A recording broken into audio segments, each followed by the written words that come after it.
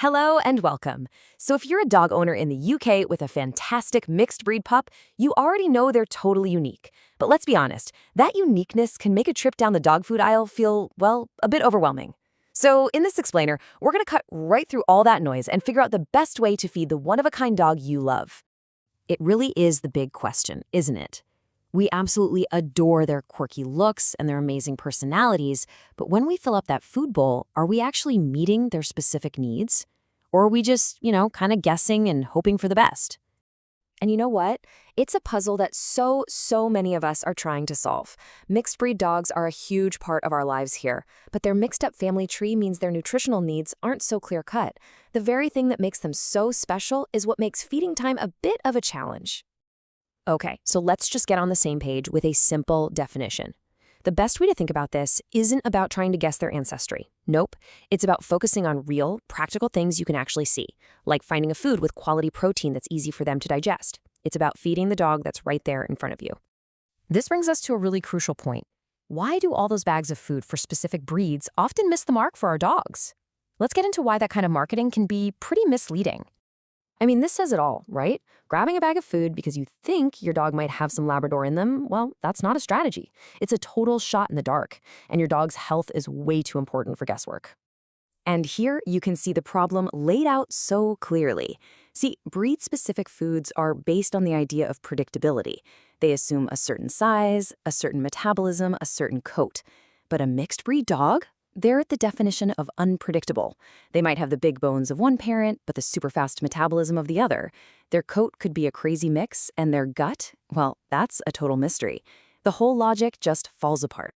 So if trying to guess their family tree is out, what's the answer?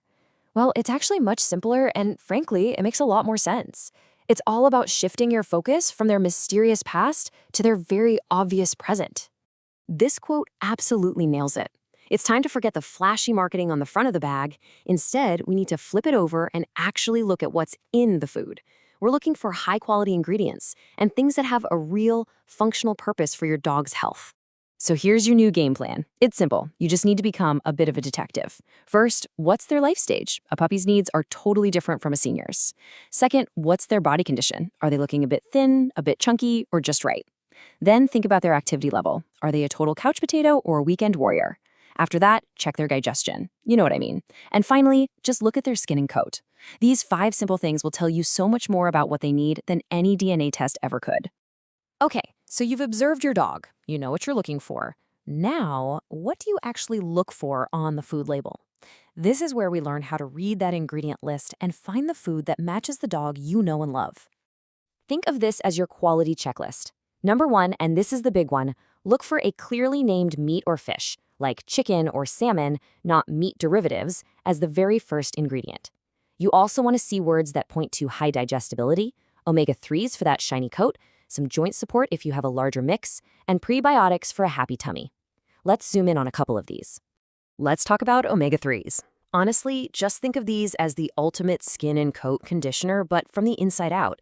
It doesn't matter if your dog's coat is wiry, fluffy, or silky, these essential fats are going to help keep their skin healthy and give their coat a beautiful, glossy shine. Next up, prebiotics. You might see letters like MOS and FOS on the bag. They're not just jargon, I promise. They're basically special fibers that act like fertilizer for all the good bacteria in your dog's gut. This is so important for keeping their digestion stable and on track, and it's particularly helpful for rescue dogs who might be dealing with the stress of a new home and a new diet. All right, let's pull all of this together now. We figured out what to look for in our dogs and what to look for on the label. Now, let's see how different kinds of food actually stack up against those needs.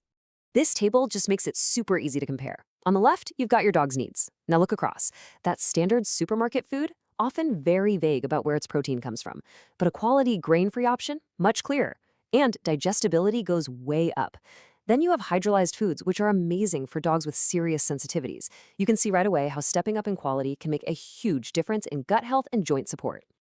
And this, right here, is the main takeaway. It's really all about a shift in how we think. The moment you stop chasing those breed labels and start focusing on the quality of the ingredients, you give your mixed breed dog the consistent, adaptable nutrition they truly need to thrive for the long haul. So, I'll leave you with one last question. Tonight, when you go to feed your dog, just take a second and look at their food bowl. After everything we've talked about, can you say with confidence that it's built on quality that meets their unique needs? Or is there maybe still a little bit of guesswork in there? The great thing is you now have the tools to make that choice with total confidence.